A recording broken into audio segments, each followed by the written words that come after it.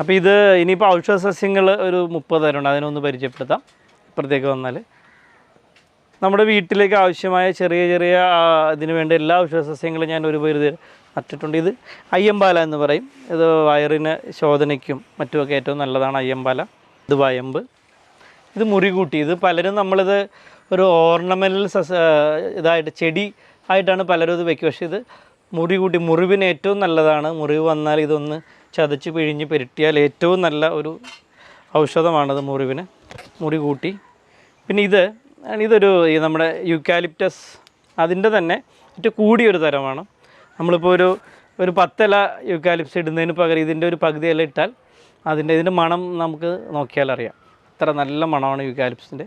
ഇതുണ്ട്, ഇത് പഴുതാരക്കൊല്ലി. പഴുതാര കുത്തിയാൽ ഇത് ഒന്ന് അരച്ചിട്ട് അതിൻ്റെ ചാറ് പുരട്ടിയാൽ മാറും പഴുതാരക്കൊല്ലി. അതിൻ്റെ അപ്പുറത്ത് രാമച്ചമുണ്ട്.